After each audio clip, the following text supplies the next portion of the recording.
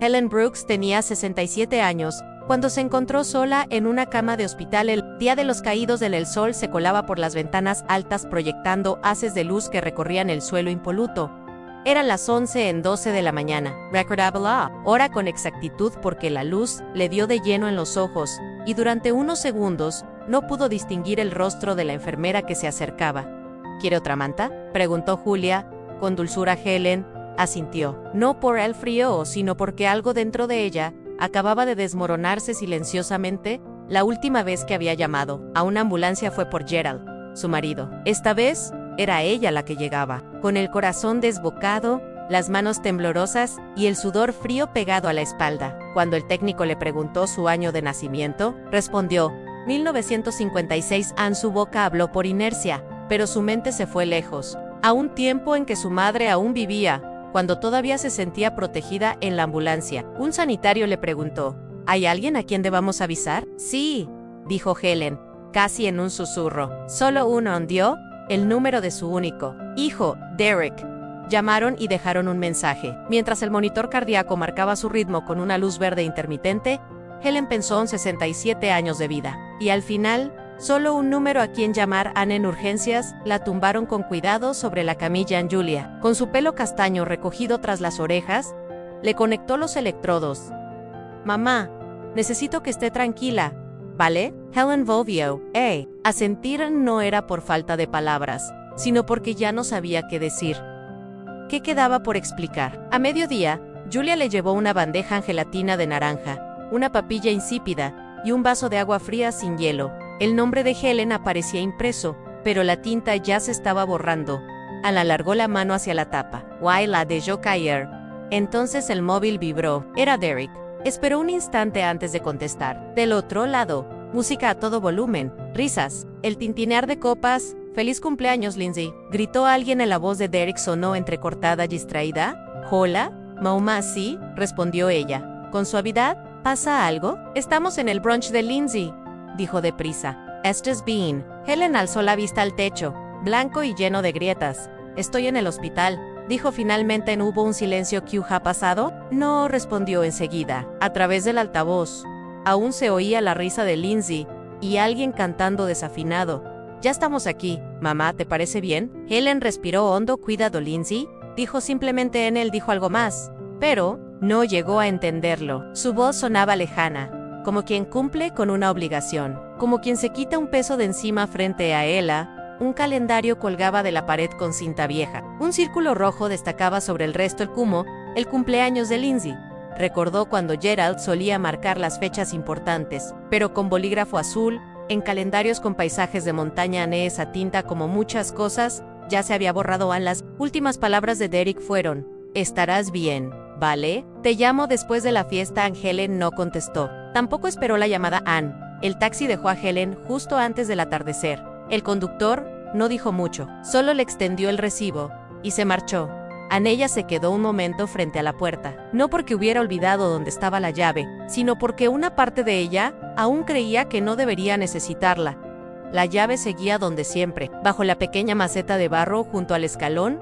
Se agachó, la recogió y se sacudió unas hojas húmedas de los zapatos. Había llovido. El aire olía a tierra mojada y a algo más. La certeza de que, incluso después de una vida entera, el hogar podía sentirse como un lugar ajeno. Aquel aroma a tierra húmeda mezclado con algo más tenue, lavanda, tal vez. «Oh, solo un eco». La envolvió en cuanto deslizó la llave en la cerradura. Giró con un clic seco, familiar. Dentro, la casa se sentía más fría de lo que recordaba, no por la temperatura, sino por el silencio. Un silencio que no abrazaba, sino que juzgaba. Las paredes, el suelo, incluso las baldosas de la cocina parecían susurrar. Aquí no hizo falta nadie. La cocina estaba impecable, demasiado como si nadie hubiera cocinado en días. Los platos decorativos seguían colgados en la pared, pero ya no brillaban. Parecían decorados olvidados entre escenas. Helen dejó su pequeña bolsa de mano sobre la silla de madera. Esta crujió suavemente, no solo por el peso del equipaje, sino por los años contenidos en él. Se calzó las zapatillas y caminó directamente hacia la estufa, llenando la tetera con agua. La vieja caja de The Lipton seguía en el armario, descolorida, casi vacía. Alcanzó la taza favorita de Gerald, aquella marfil con borde azul. Todavía tenía una pequeña grieta junto al asa. Siempre decía que la arreglaría. Nunca lo hizo Anne.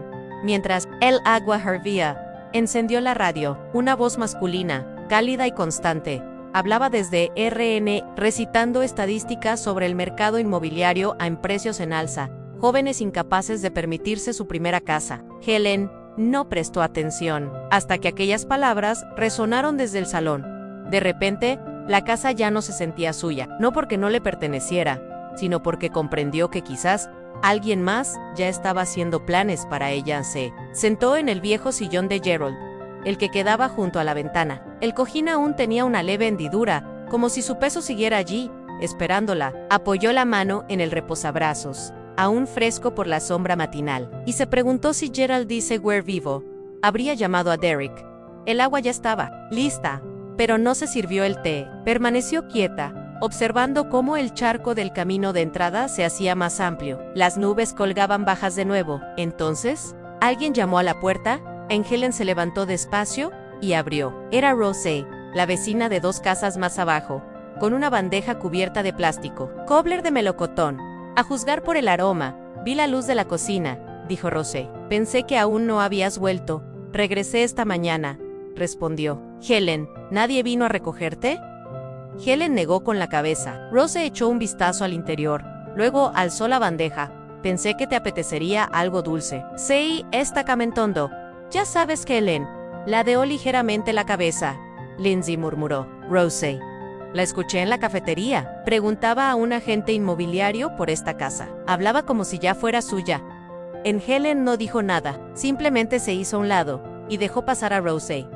La mujer tomó su asiento habitual, el mismo de siempre, cuando Gerald vivía. La luz en esa esquina era suave, cálida, lo justo para delatar el polvo si no habías limpiado bien. Helen sacó 2 platos pequeños y buscó tenedores en el cajón. El cortador de tartas seguía en su sitio, junto al viejo pelador de verduras. Mientras cortaba el cobbler, escuchó a Rose suspirar. Estos críos de ahora, murmuró. No déjeuner, que uno se enfríe antes de pensar en lo siguiente.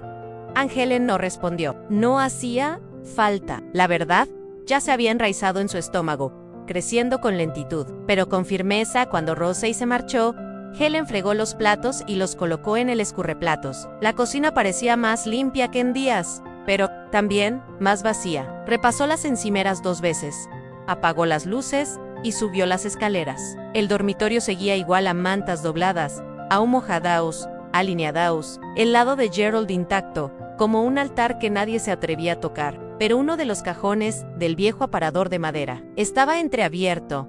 Helen no recordaba haberlo dejado así.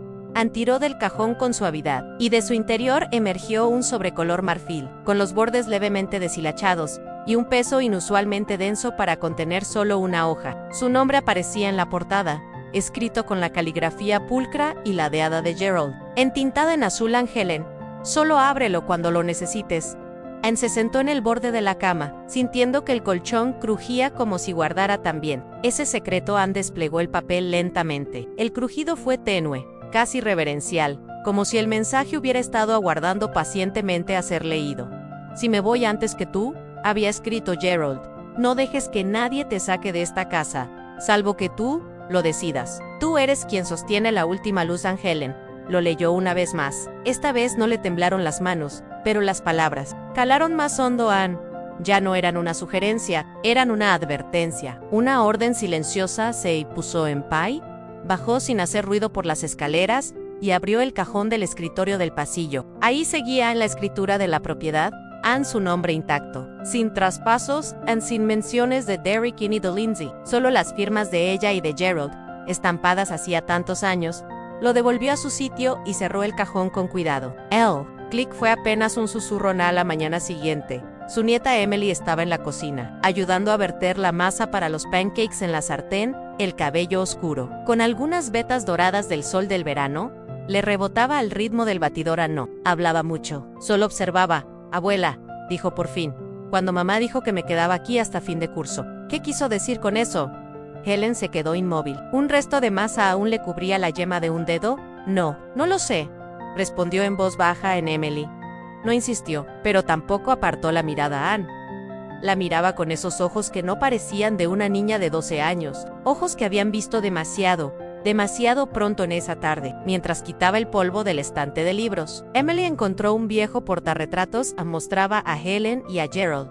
En 1988, él vestía una camisa azul, ella, un vestido blanco con florecitas diminutas. Sonreían, no a la cámara, sino el uno al otro. ¿Cuándo fue esto, abuela? Antes de que naciera tu padre. Aún vivíamos en un pequeño piso en el centro. Emily ladeó el marco para evitar el reflejo. Tiene un poco la sonrisa de papá. Helen no respondió, pero en ese instante lo vio como el eco de alguien ausente, podía aún vibrar en los gestos. Ms. Minimos. Y como la verdad, que había permanecido dormida, empezaba por fin a despertar en esa noche, mientras doblaba toallas en el sofá. Emily se acercó con algo pequeño en la mano. Mamá no sabe que cogí esto. Susurró. Era una memoria USB negra, pegada con celo, una nota con letras infantiles. Abuela. Debería escuchar el jueves por la noche. Helen no preguntó nada. Solo asintió cuando Emily se durmió en la habitación de invitados. Helen fue al viejo escritorio. Encendió el portátil y conectó el USB solo a archivo. Un audio. Se puso los auriculares y pulsó play en primero. Sonidos de fondo. Pasos. El grifo de la cocina abierto. Luego, la voz de Lindsay, tensa, contenida. En cuanto firme, se acabó. Dijiste que no se entera mucho, ¿no? La voz de Derek. Le siguió. Sonaba agotado.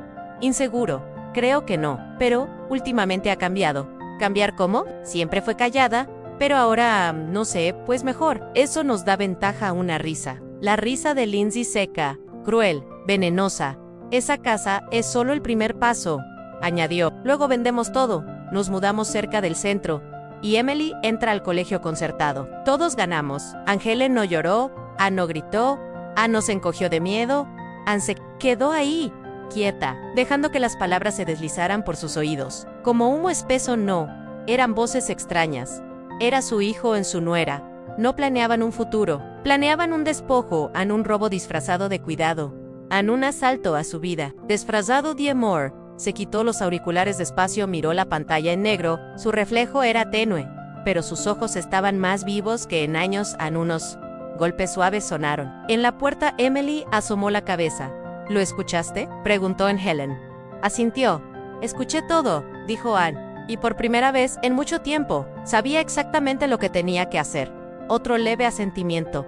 Emily entró en silencio y rodeó con los brazos a su abuela. No fue un abrazo fugaz, sino de esos que un niño da cuando comprende que el adulto frente a él sostiene un peso invisible, demasiado grande, y lo único que puede ofrecer es su calor, su quietud, su presencia callada. Helen la sostuvo con ternura, pero con firmeza. Aquella niña, con ojos atentos y una fortaleza hecha de silencios, era la única razón por la que Helen ya no podía callar más. Llamé a mi hijo desde el hospital, susurró Helen. ¿Y no vino 3 semanas después? Llamó a su abogado y esa vez no pidió permiso a nadie en la misma oficina de Alan McKinnon, el hombre que, allá por 2002, redactó los papeles del tejado nuevo. Helen se sentó frente a él con un propósito muy distinto. Él parecía más mayor, con la camisa de rayas arrugada, la corbata floja y la bondad aún viva en los ojos. Un cartel de madera sobre su escritorio rezaba notario público, y una diminuta bandera americana asomaba detrás de una foto familiar. Antes de leer nada, dijo Alan con suavidad. ¿Estás segura? Helen abrió su bolso y extrajo 2 cosas. Un sobre con la letra de Gerald y una memoria USB envuelta en una funda gris.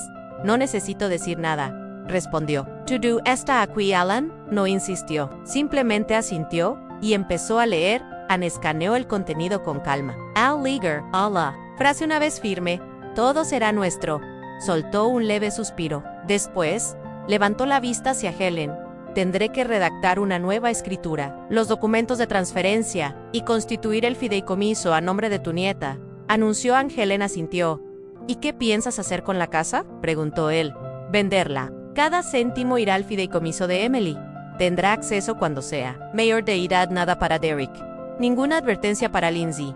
Alan ladeó la cabeza, estudiando su rostro. ¿Estás completamente segura? Estoy cansada de contestar mensajes sobre cenas dominicales, dijo ella sin vacilar. Trabajaron casi 1 hora. Revisaron la escritura original. Confirmaron la firma de Gerald. Alan comprobó el registro de propiedad. Todo seguía en orden. Gerald había dejado su nombre como única titular en un último acto de confianza, silencioso y oculto en tinta, que Helen no supo valorar hasta ahora. Firma aquí, indicó Alan a Helen. Tomó la pluma sin dudar. Su firma cayó recta y firme sobre el papel.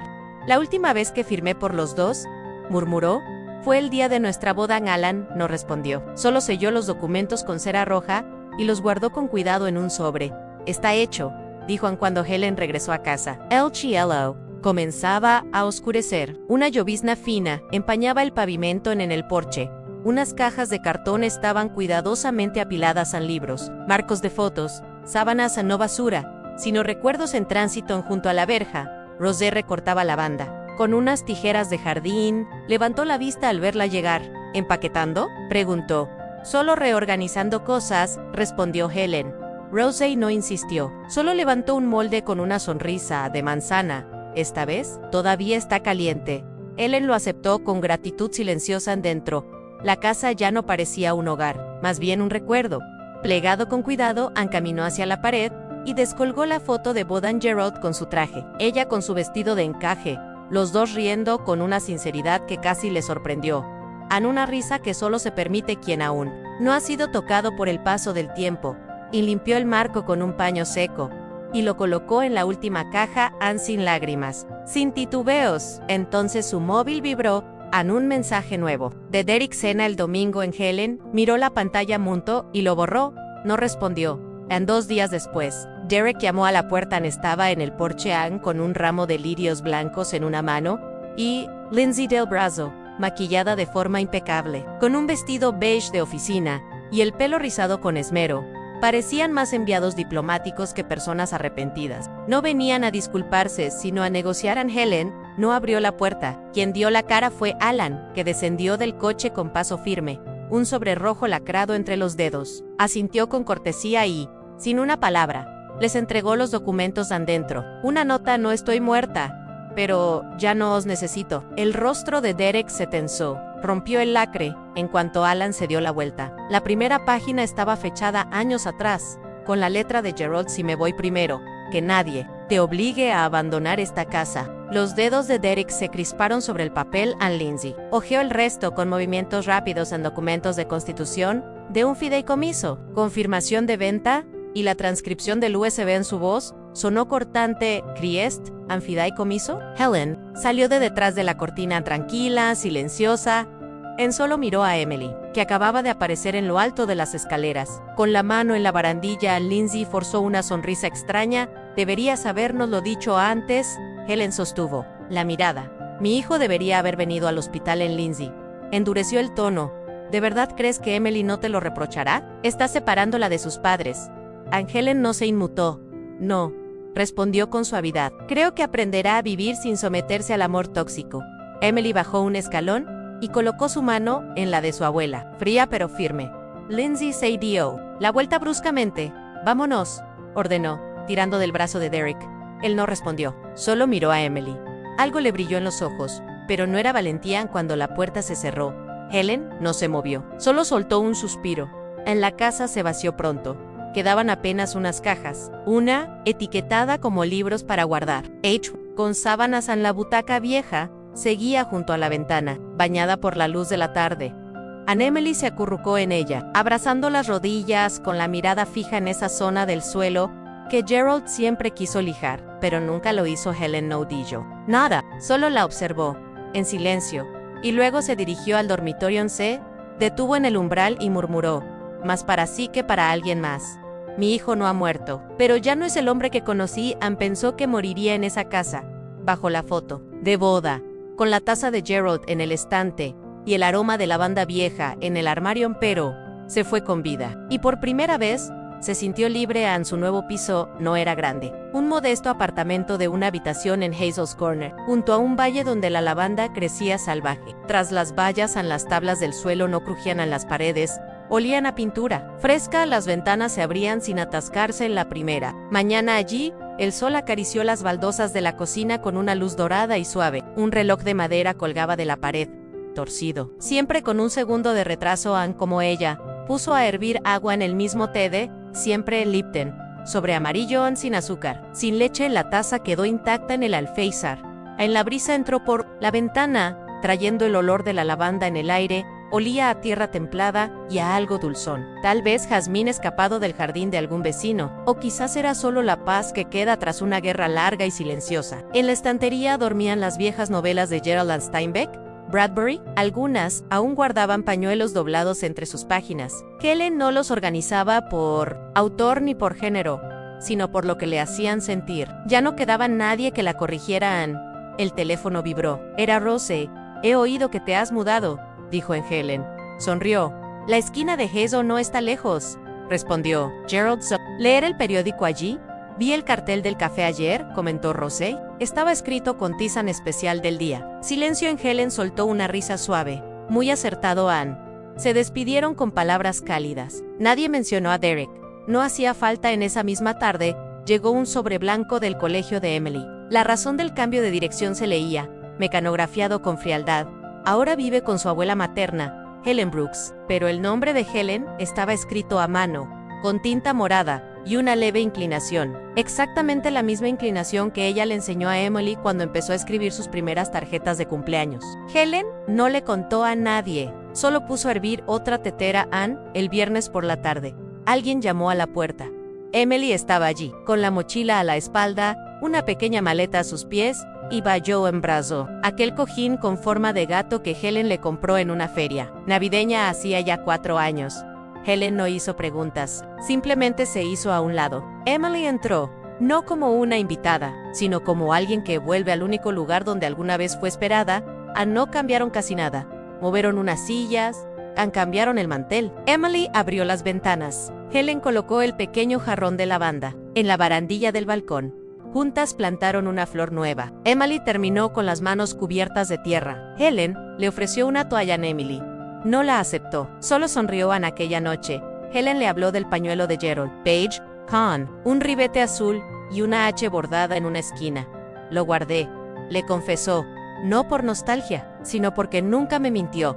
Emily asintió, agarrada todavía al dobladillo de la blusa de Helen. Luego susurró, «Ahora tengo un hogar, Anne», y añadió, con la voz apenas temblorosa, «No porque sea una casa, sino porque alguien me espera». Helen no dijo nada, solo la abrazó más fuerte. Más tarde, esa noche, Helen se quedó mirando el espejo del baño. La luz titilaba débilmente sobre su cabeza. Se cepilló el cabello en un lado. Ya no caía como antes. Sus mejillas colgaban levemente. Sus ojos estaban rodeados de sombras, pero su mirada era firme.